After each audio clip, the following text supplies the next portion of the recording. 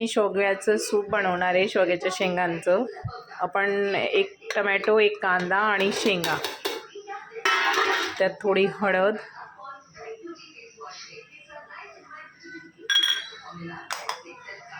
थोडं मीठ आणि थोडं तेल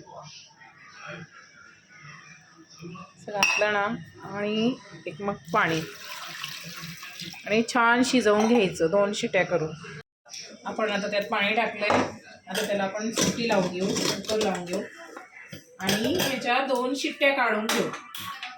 2 शिट्ट्या काढल्यानंतर आपण ते सूप तयार करूया. आता एक शिट्टी सर्व काढून घेऊया.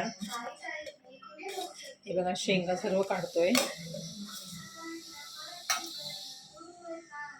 पाणी आणि हे आपण आता, हे बघा, आपण आता हे काढलेलं आहे, हे आपण असं चाळून घेऊया. हे बघा, आपण असं सर्व पल्प काढून घेऊया. हे बघा,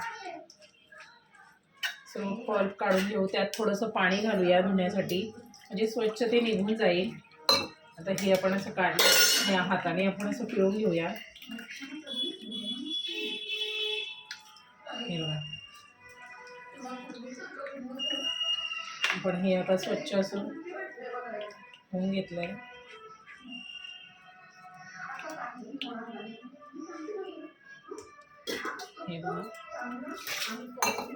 हे बघा, हे असं पल्प निघालेलं आहे. आपण आता तेल टाकूया कढईमध्ये. कढई गरम झालेली आहे, त्यात थोडं जिरं मोहरी घालूया.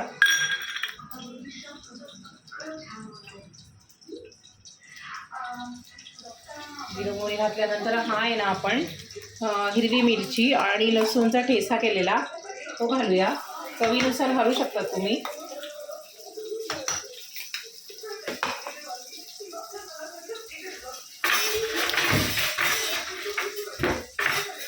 चवीनुसार तुम्ही ठेचा घालू शकता. आपण हळद तर आपण सूप बनवतानाच टाकलेली. आता आपल्याला काही हळद वगैरे नाही टाकायची. चवीनुसार ठेचाच घालूया, बस, बाकी काहीच नाही.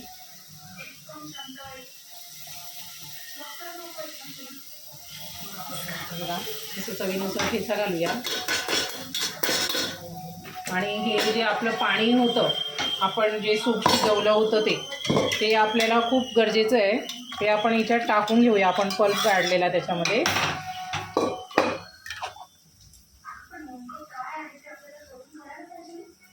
हे बघा, असं जिरं मोहरी आणि लसूण मिरचीचा ठेचा तयार झाल्यानंतर तुम्ही कढीपत्ता टाकू शकतात आवडीनुसार. माझ्या मुलीला कढीपत्ता आवडत नाही म्हणून मी टाकत नाही आहे. आणि हे सूप यात टाकून द्यायचं. हे बघा, सूप यात टाकला ना,